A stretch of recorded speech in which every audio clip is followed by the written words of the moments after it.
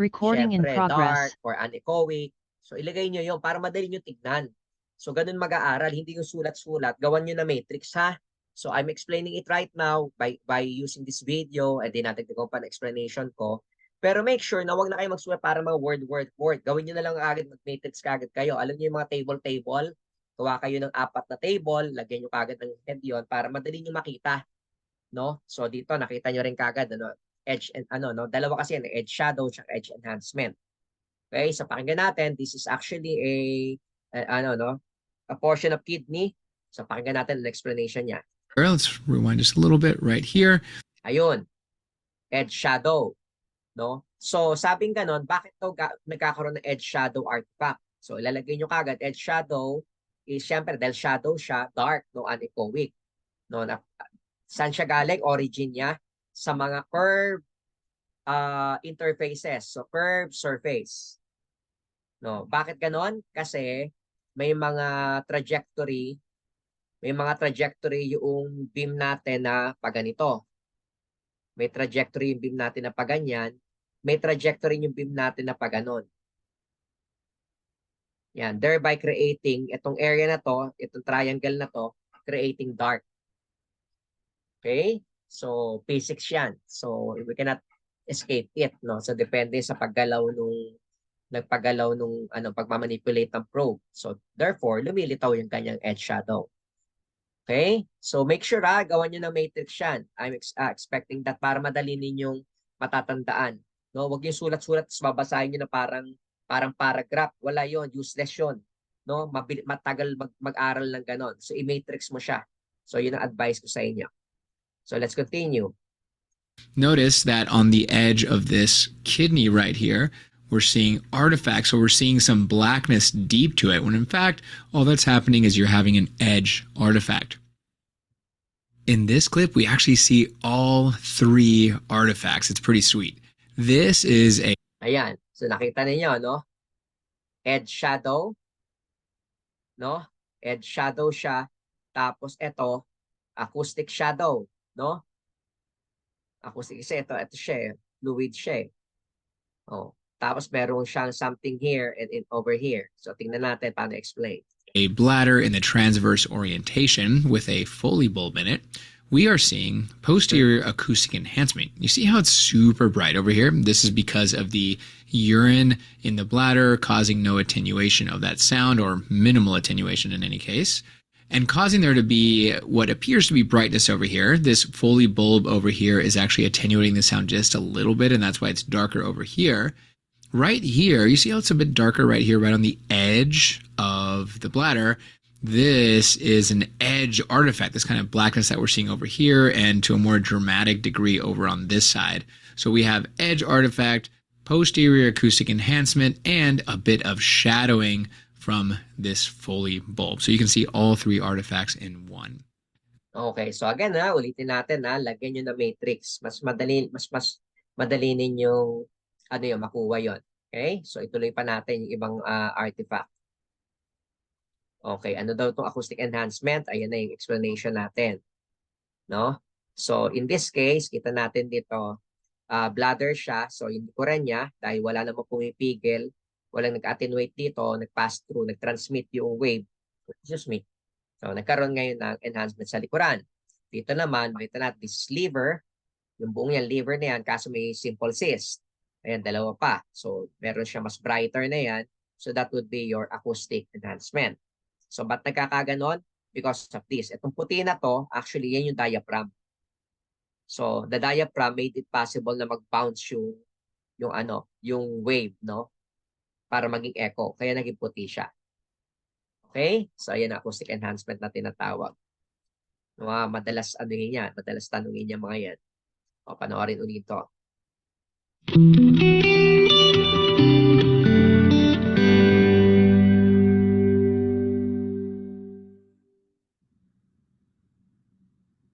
Let's look at this example here of posterior acoustic enhancement. May hinalang yung sound. In this ultrasound image, you can see a cyst within the liver.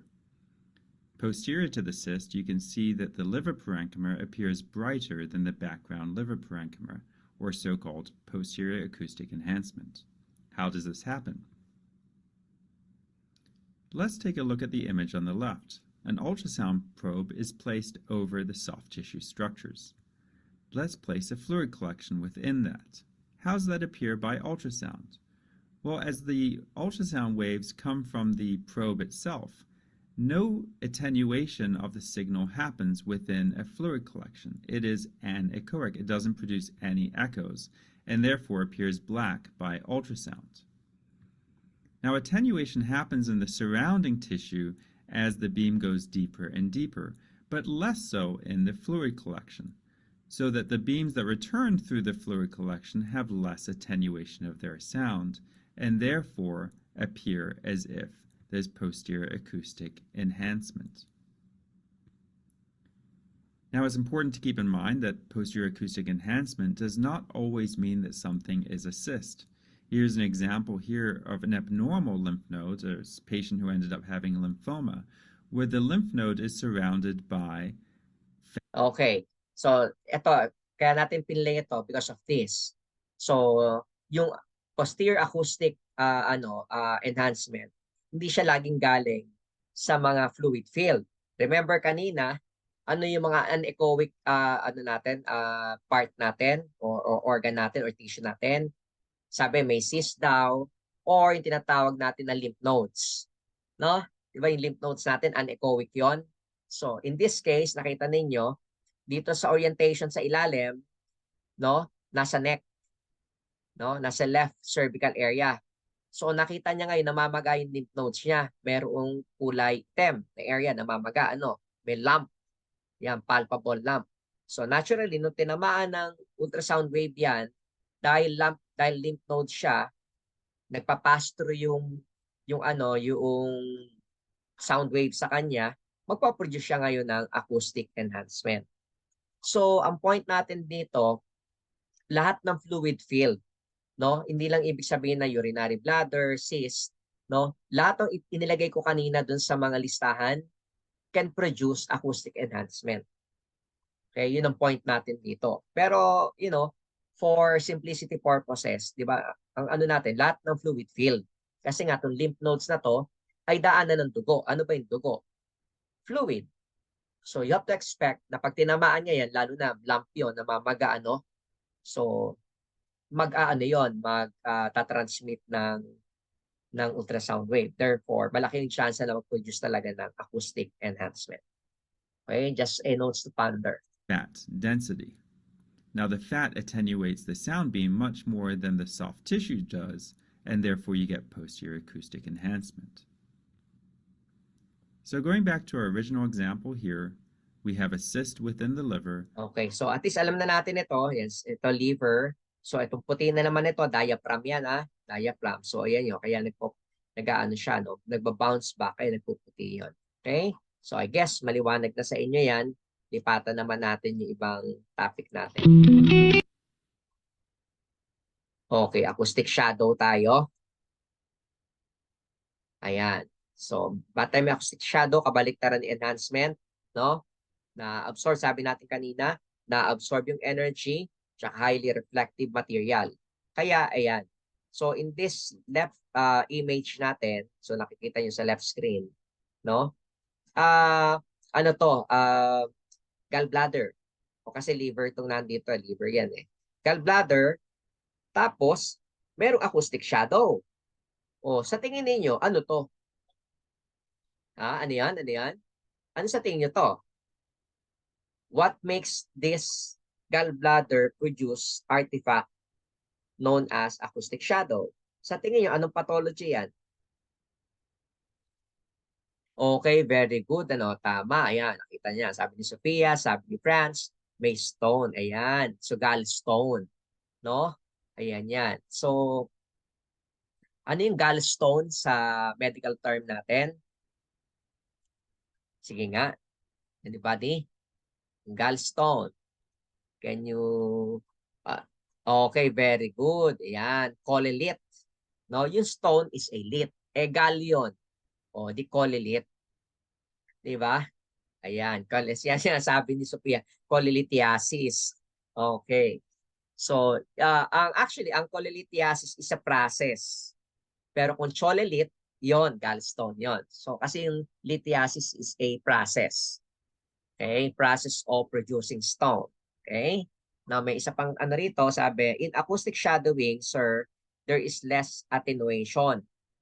And in enhancement, there is a bounce back of wave. Yes, kung acoustic shadow yon, less ang attenuation, more transmission sa acoustic shadow. And acoustic enhancement naman, more of absorption and reflection. Oh, yun na. Very good. So I hope nasagot ko yung mga tanong ninyo dyan. Okay? So yan, lit. Very good. So nakita natin, on the right side naman, kita natin nasa taas will be the liver, and then ayan na yung kidney. No, sa kidney, again, merong renal stone, kaya nag-produce ng acoustic shadow. Okay, very good. O, isa pa to.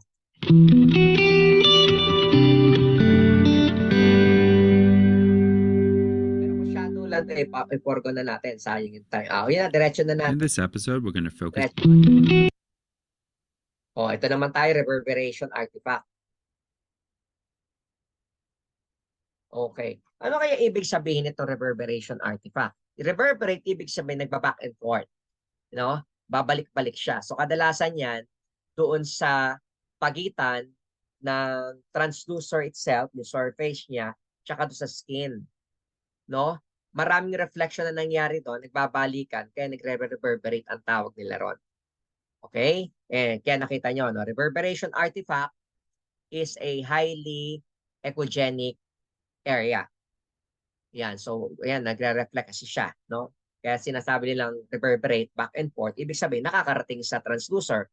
So, kung halimbawa, nalilito na kayo, lito kayo talaga, no? Ano kayo itsura ng reverberation artifact? Nalaman mo, di ba, sa reverberation, bumabalik sa transducer. So, since alam natin, pag bumabalik, nagiging kulay puti. So naturally, ang reverberation artifact natin is echogenic. Okay? So nakaka-detect siya ng echo. Kaya ayun, puti siya. Okay? So ilagay nyo uli yun sa matrix ninyo. Okay? So panoorin natin ito. Ayan, reverberation artifact, A-line, B-line, tsaka mirror artifact. Panoorin natin. So dagdag nyo yan, ha? So para kahit ano itanong sa inyong artifact sa ultrasound, masasagot ninyo. Hello, my name is Jacob Avila of Core Ultrasound, and in this 5-minute Sono video, I'm going to walk you through part 2 of the ultrasound artifacts, and they are A-lines, B-lines, and mirror artifacts. Now, let's first talk about A-lines. Now, what we're seeing here is we're seeing muscle, rib, pleural line, and then a bunch of artifact right here. And here's a cartoon representation of what A-lines are. Now, A-lines stand for air, and the way that they work is whenever you have, we'll say, muscle or anything fluid-filled up here, right next to a uniform layer of air, the lungs right here, what happens is it creates a reflector for the sound. So one sound beam will come down, hit that air interface, and come back up. But what we'll see with A-lines is we'll see that, well, yes, one of them definitely comes down, takes, we'll say, T amount of time for it to come back to the transducer. Another sound beam will come down and just basically bounce back and forth between the two. And we'll say it takes 2T for that reflection to make it back to the transducer. So the ultrasound machine thinks there's another pleural line down here because it took twice as long for that sound to make it back, and so on and so forth. And that is how A-lines are generated. The next artifact I want to talk about is another reverberation artifact called B-lines. This right here is that pleural line. Here's the ribs, and you see these vertical hyperechoic artifacts that begin at the pleural line and extend all the way down to the bottom of the screen.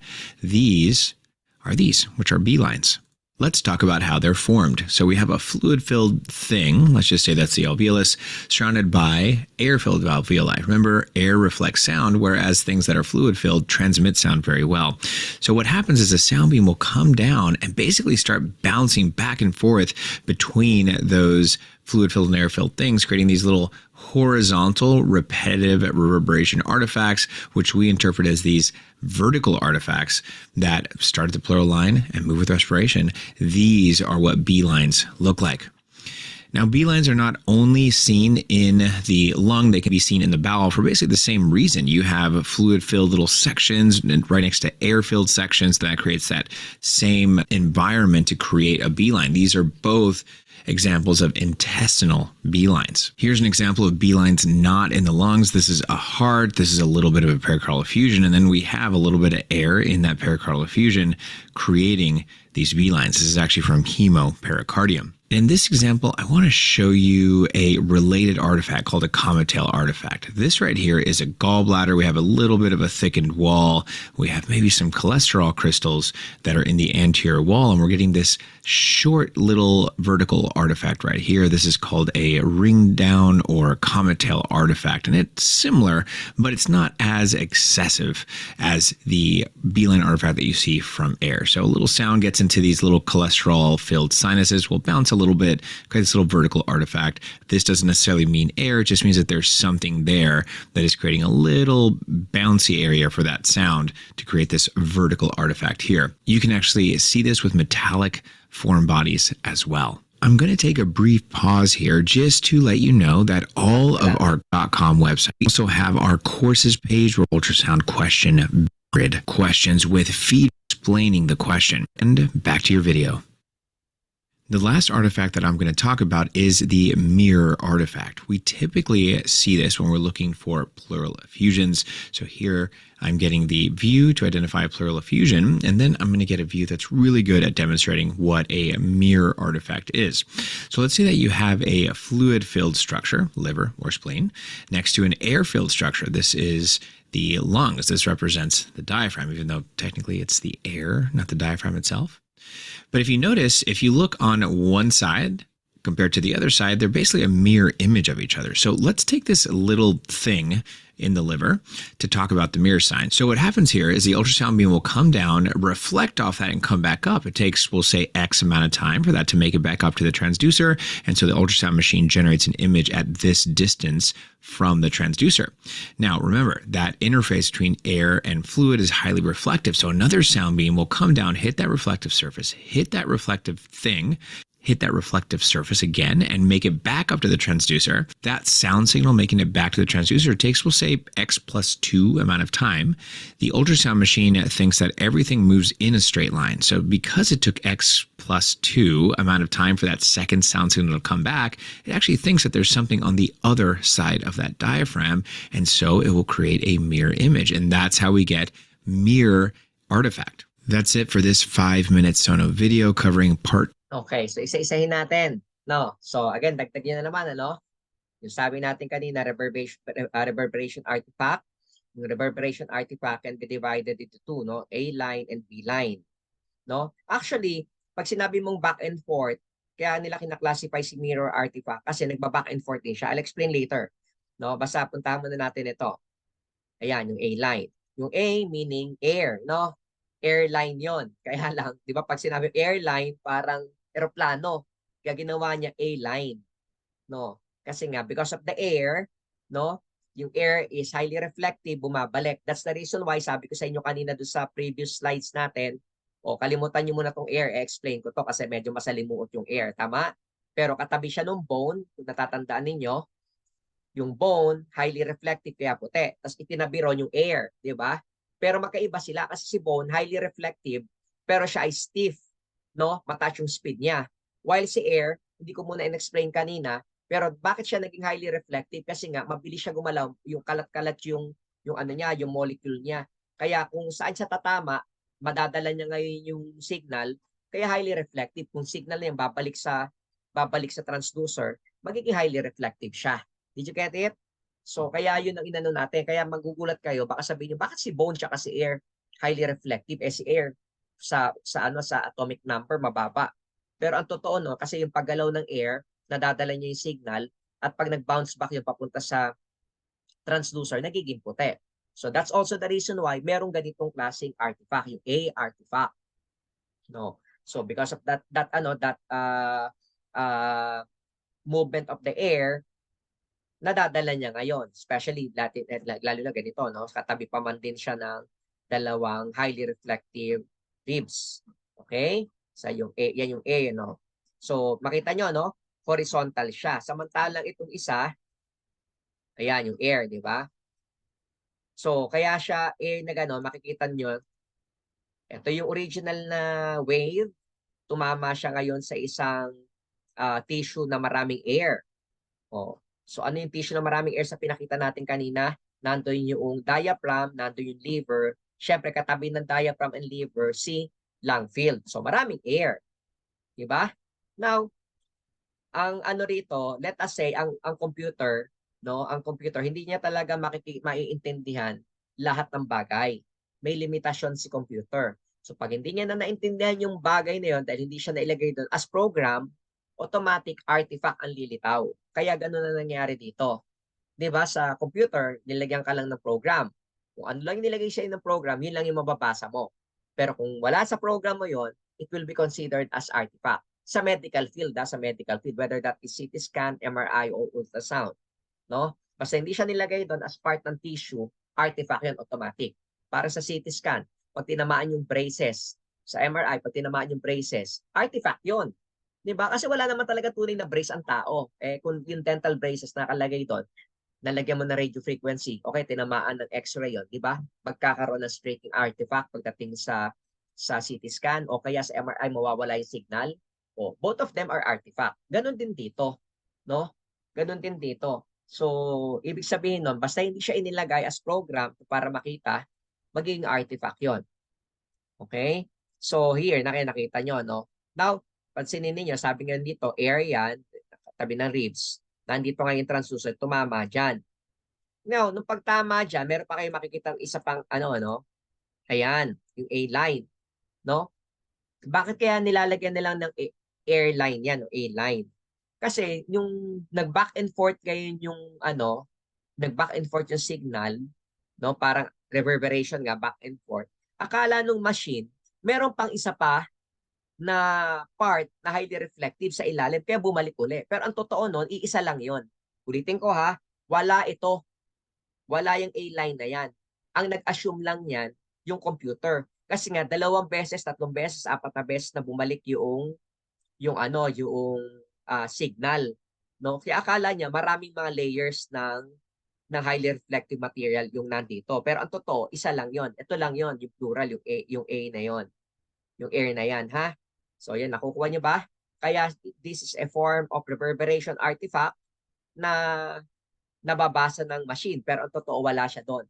So, parang masasabi natin ngayon, itong machine ng ultrasound, may kabubuhan din, Hindi niya naiintindihan talaga. Pero, ano lang yun, Side thoughts lang yun, Kasi nga, hindi naman siya nakaprogram para intindihin na hindi lahat ng bumabalik sa kanya highly reflective. Nagkataon lang na meron talagang part ng katawan natin na nagbabalik-balik ng signal. Pero wala naman siyang ibang kasama. Kasi dito sa A-line, akala nung ultrasound machine, may iba pang kasama itong air. Kaya sinasabi nila, may A-line dito sa ilalim. Okay? Klaro ba tayo doon? The same goes with yung B-line. Ayan, yung A-line. Akala niya maraming milalim. Kaya meron ganito. So, ilagay nyo rin yung reverberation artifact. Alam natin, generally speaking, puti. So, this A-line artifact also puti, hyperechoic din. Ito naman. Kaya nila sinabi na B-line, nakita nyo, pababa naman, So, ganun pa rin.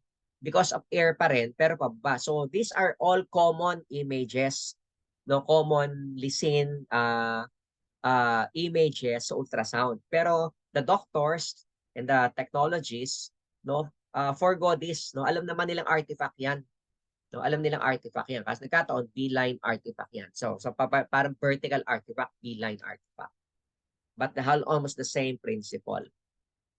Ayan, nakita niyo, Tapos 'yan, kaya siya naging B-line, di ba? Sabi natin vertical. Ang reason kasi noon is, for example, ito yung what's this? Yung smallest, wait lang, nakalimutan. Alveoli. Sorry. Okay, lagyan ko lang ng annotation.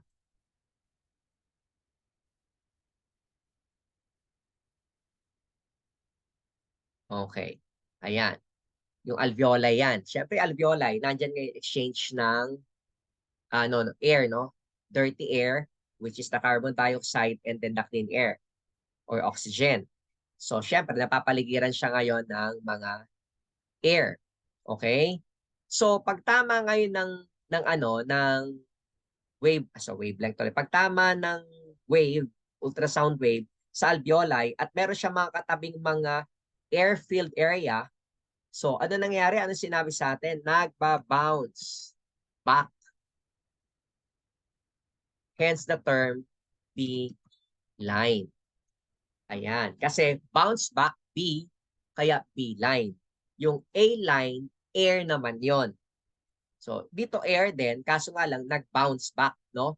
Tumama dito, let us say, tumama yung air dito, nag-bounce dyan, nag-bounce dyan, nag-bounce dyan, nag-bounce dyan. So, every time they bounces, nagka-create siya ng reflection. Kaya, nagkaganon. Yung B-line na tinatawag. So, B for the bouncing, A sa A-line for the air. Okay? But both of them produces bright area on the ultrasound. So, therefore, both of them are hyperechoic. Okay? Next one, ang bilis natin, no? Ayan na yan, ha? So,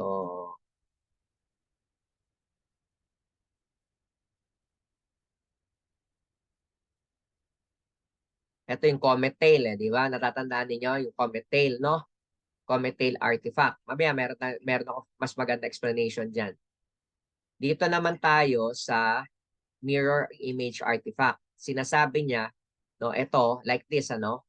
Yan, kaparehas nun. So, ibig sabihin, ito yung original na liver, ito yung mirror image na liver. Okay? Now, bibigyan ko kayo ng isang mas magandang explanation. Medyo mas ano pa to ng konti. Dali lang napang ko lang. Dito ako mag-drawing. Sana makuha ko in 8 minutes. Meron tayong ultrasound probe like this. Okay? Ultrasound probe. So, meron tayo, for example, na organ dito.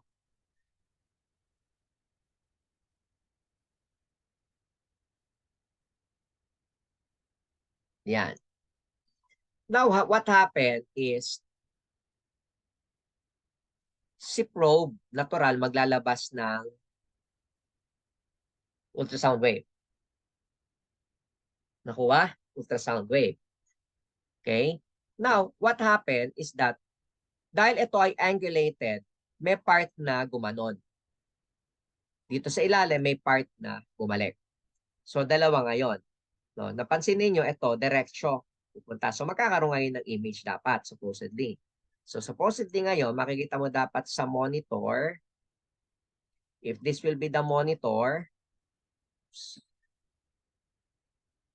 kung ito yung monitor mo, dapat makikita mo ngayon, nalilitaw, ito.